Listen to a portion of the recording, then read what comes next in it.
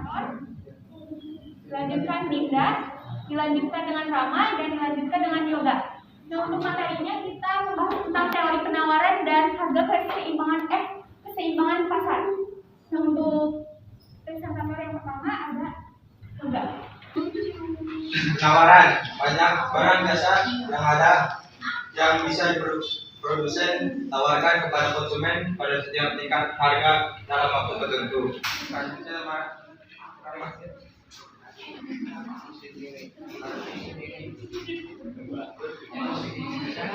Yang kedua, faktor pengaruh penawaran. Yang pertama, harga barang. Harga barang itu sendiri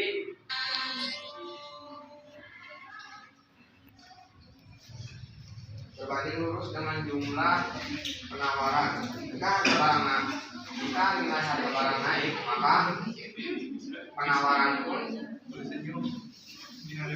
produsen pun berlomba-lomba menjual barangnya. Itu pun sebaliknya, jika harga barang turun, maka produsen akan menyimpan barang-barangnya di gudang. Jadi harga input itu, misalnya kita mau produksi barang, misalnya es jeruk. Nah, pas harga es jeruk itu pas kita produksi awalnya si jeruknya tuh harganya 5.000, tapi pas PO kedua misalnya kita ngejualnya si harga jeruknya itu naik jadi 7.000. Nah, kita ya membuat pertimbangan nih, si harganya mau kita naikin atau misalnya kita di next PO-in lagi deh. Kayak misalnya kita nggak jadi ngejual es jeruk, jadi kita ngeliat dulu harga pasarnya kita sesuai atau enggak. Nah, untuk teknologinya akan dibahas oleh Rama.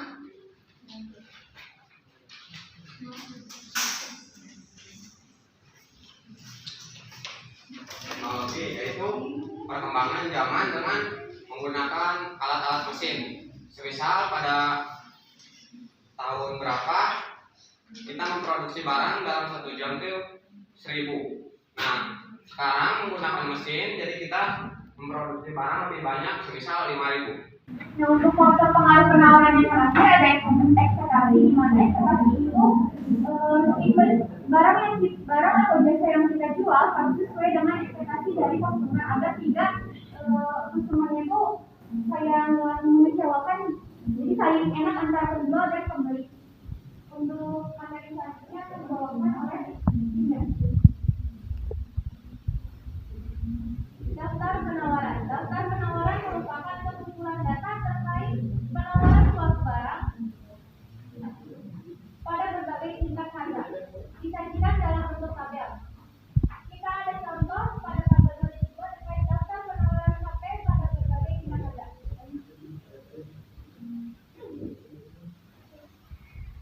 Tabel ini mengkonfirmasi bahwa apabila harga barang naik, maka jumlah penawaran akan naik. Kita lihat kondisi di A. Ketika harga barang 1 juta, jumlah unit yang dijual double. Namun ketika kondisi di B, di harga 600.000, jumlah unit yang ditawarkan juga menurun menjadi 500. Dari tabel tadi kita bisa membuat kurva permintaan. Di kurva permintaan ini, kurva ini bergerak dari sisi kiri bawah menuju kanan atas. Kurva ini memiliki slope yang positif, di mana pergerakan harga akan berbanding lurus dengan pergerakan jumlah barang yang ditawarkan. Perubahan jumlah barang yang ditawarkan ini karena adanya faktor yang mempengaruhi penawaran dan juga karena perubahan harga itu sendiri. Nah, di sini pergeseran kurva penawaran. Pergeseran kurva penawaran ini ketika kurva penawaran bergeser dari arah kanan ke arah kanan, berarti kurva ini penawaran ini mengalami kenaikan. Ketika bergeser ke arah kiri, maka penawaran mengalami penurunan. Untuk materi selanjutnya akan dipaparkan oleh Rama.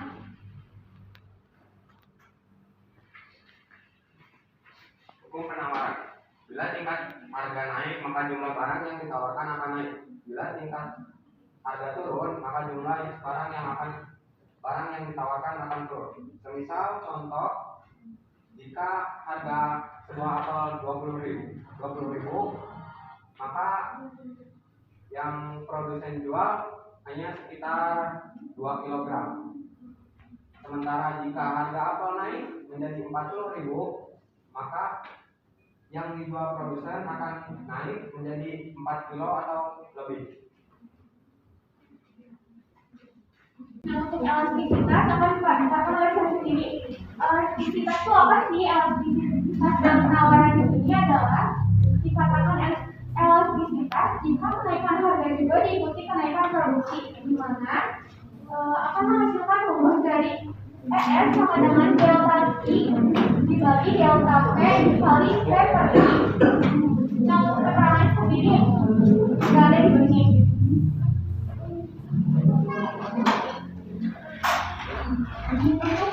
Materi fungsi penawaran akan dipaparkan oleh Oni. Jadi kan penawaran itu kalau ada pemahaman saya, poin opsinya itu dari apa sih penjual. Nah, ini itu berfokus pada korelasi persamaan di antara harga dan jumlah barang yang ditawarkan pihak produsen. Kalau misalkan harganya lagi naik, jadi barang yang ditawarkan pun naik, biar si penjual tuh dapat keuntungan. Ini ada pertama. Ini ada contoh soal.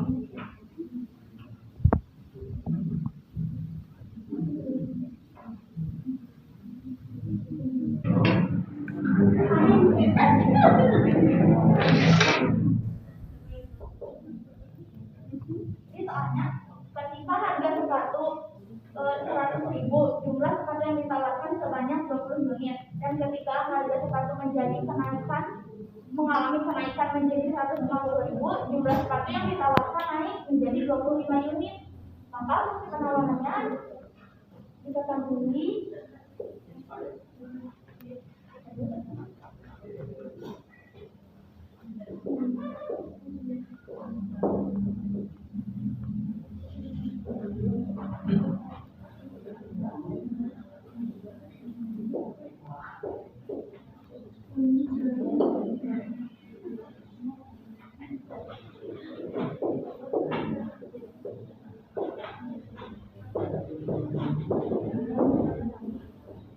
buat P ini harga, kalau Q itu jumlah barang.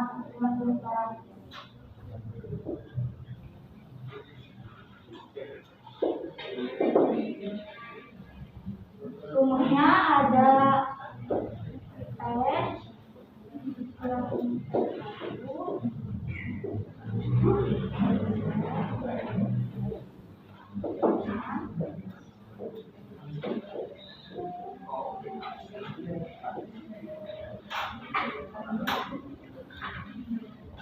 nah, kan ini ada rumusnya. Jadi kita tinggal masukin yang sudah diketahui.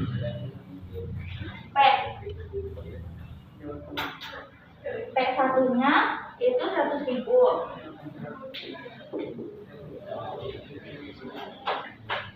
Ini P2 nya 150.000.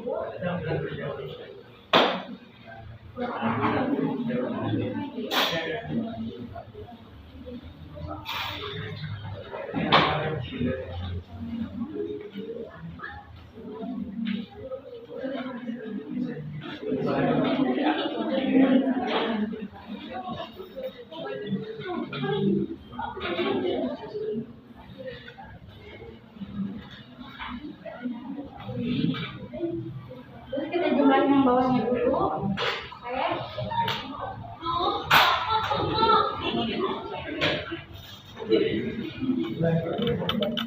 150 dikurangi 100 jadi 50.000.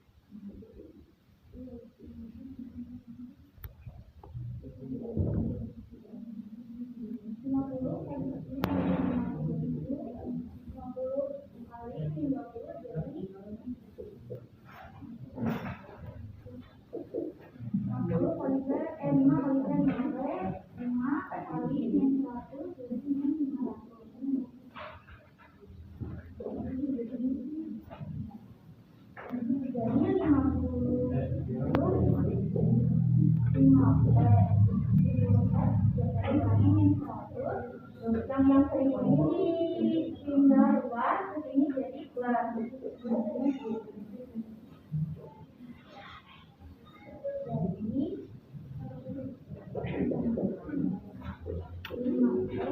Min 500 plus 1000 itu plus 500. Teman-teman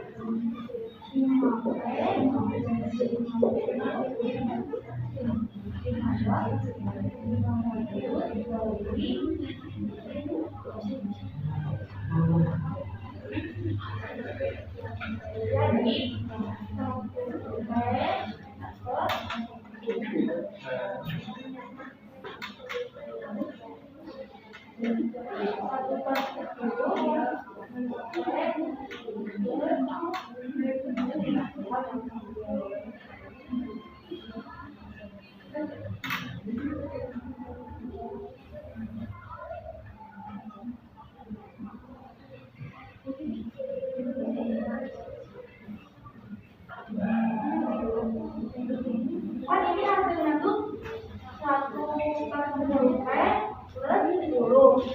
Nah, kita lihat kan P sama dengan A plus I, Q atau Q sama dengan A plus I, P. Nah, hasil dari ini itu hasilnya I sama P sama 1/10 P plus 10 lipat.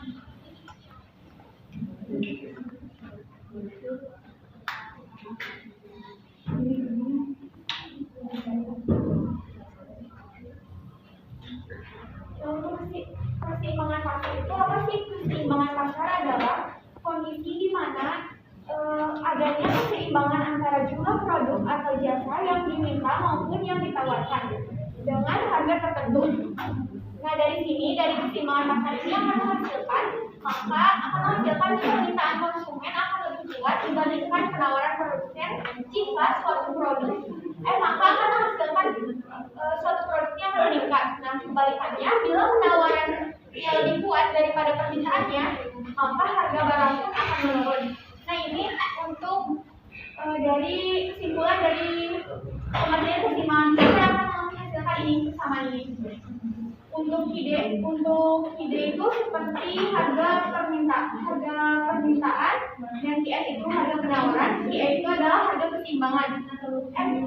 Jumlah keseimbangan. Nah, untuk PD itu adalah harga permintaan, QS itu harga penawaran, dan PE itu harga keseimbangan.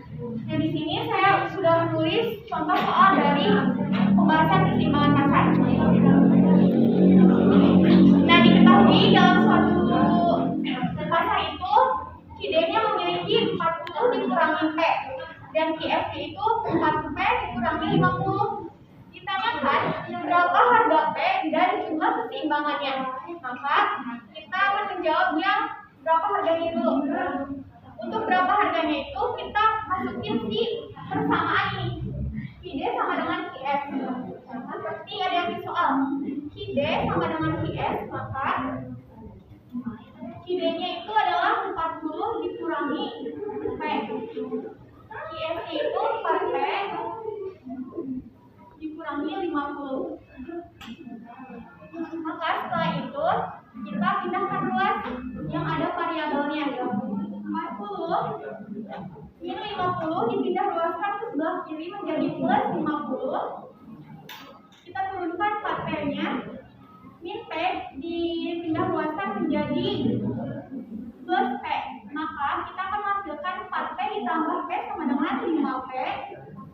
40 ditambah 50 sama dengan 90, maka P 90 dibagi 5. Maka akan menghasilkan 90 dibagi 5 yakni adalah 18. Maka untuk harganya,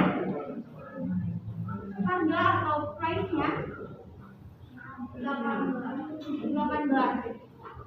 Nah, setelah ketemu P-nya ngejawab si jumlah keseimbangan. Keseimbangan itu apa sih? Kalau dalam hurufnya adalah I.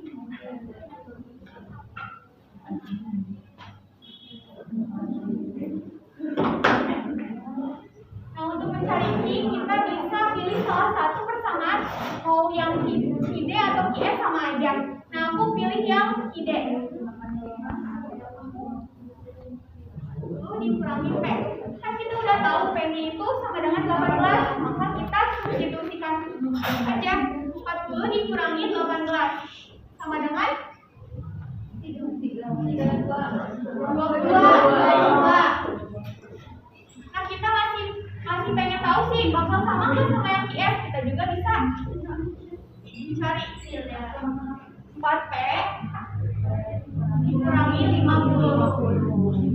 4P-nya adalah 18 dikali 4 72 dikurangi 50 berarti sama ya. Jadi kita bisa pilih antara yang mau yang ID atau IS. Nah, dari hasil ini bakal disimpulkan bahwa keseimbangan pasar akan terjadi jika harganya 18 dan kuantiti atau jumlahnya 22. Nah, proses keseimbangan pasar juga ada dua, yakni produsen menyediakan produk yang sesuai dengan permintaan konsumen. Yang kedua ada pengendalian harga di pasar. Nah, untuk materi yang terakhir ada fungsi keseimbangan pasar. Fungsi keseimbangan pasar itu buat apa sih?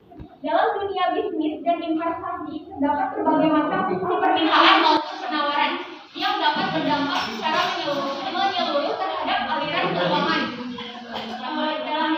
Dalam konteks ini adalah agar perusahaan ini menghasilkan keuntungan atau agar si perusahaannya lebih bangkit daripada sebelumnya. Dalam hal ini juga keseimbangan itu berpengaruh dari beberapa faktor yang akan terjadi dalam kesepakatan antara harga di antara konsumen dan produsen. Untuk materi sudah berakhir. Di sini kami membuka sesi pertanyaan atau tambahan.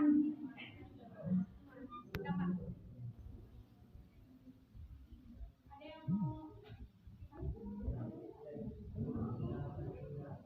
Silva, Lina, sama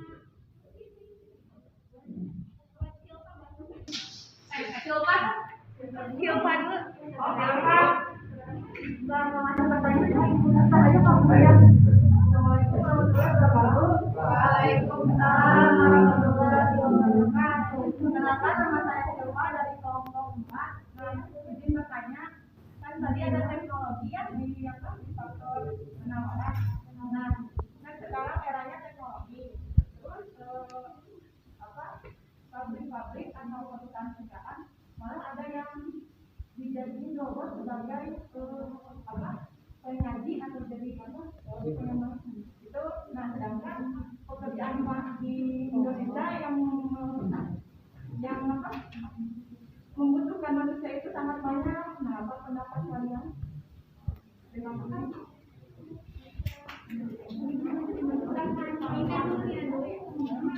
Mina dipersilakan. Assalamualaikum warahmatullahi wabarakatuh. Waalaikumsalam. Nama saya Lina Syawaki, saya dari kelompok 3. Dia bertanya bagaimana keseimbangan pasar terjadi jika permintaan bertambah tetapi penawarannya tetap.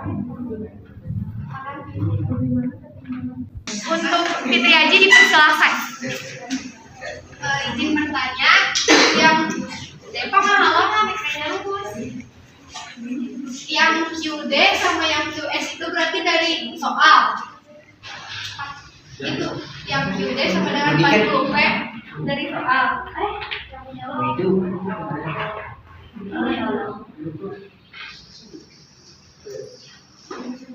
Oh iya, itu kan rumusnya, berarti yang 40P itu dari soalnya kan?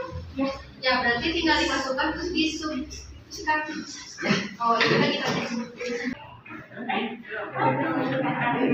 Izin bertanya, perkenalkan nama saya Evelyn Apriani dari kelompok 3. Bagaimana pendapat kalian? Kan sekarang udah banyak banget ya yang jualan online, banyak banget pesaingnya. Terus gimana caranya supaya tetap bertahan? Soalnya kan makin banyak pesaing, suka nggak ketemu gitu loh. Apa jalan? Saya mau beli produk ini, tapi udah banyak pesaingnya. Tapi gimana supaya nggak tutup si toko online ini?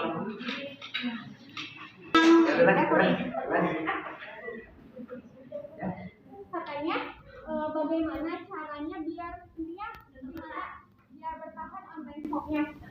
Nah, kita tuh kalau jualan bukan semata-mata mau menghasilin si profit atau pendapat atau keuntungan pendapatan atau keuntungan, tapi kita juga harus punya ciri khas dari diri bisnisnya itu sendiri. Kalau misalnya kita ini kayak mempertahankan cita rasa yang kita produksi atau kayak dari konsumen juga kita harus dipertahankan. Itu salah satunya. Buat selanjutnya ya kita juga harus bangun kepercayaan sama konsumen. Jadi kita harus cari, misalnya kita menjual produk itu bukan sekedar dapat profit besar, tapi si produknya jelek.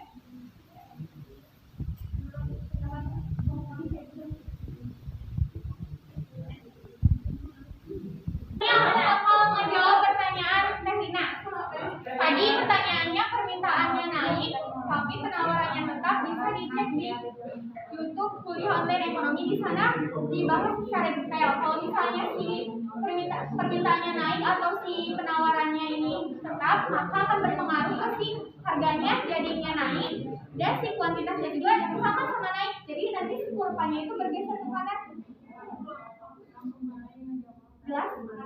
Jadi kalau saya kurang jelas, kasih. Saya akan menjawab pertanyaan dari Silva.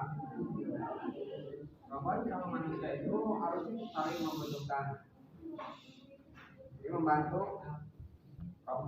robot membantu manusia ataupun sebaliknya. Manusia juga memiliki kelemahan, semisal mengangkat beban berat itu manusia tidak akan mampu. Jadi robot atau mesin dibutuhkan. Itu pun sebaliknya, jika robot rusak, maka manusia bertanggung jawab untuk memperbaiki. Sekian dari kelompok kami. Mohon maaf bila banyak kekurangan. Wassalamualaikum warahmatullahi wabarakatuh.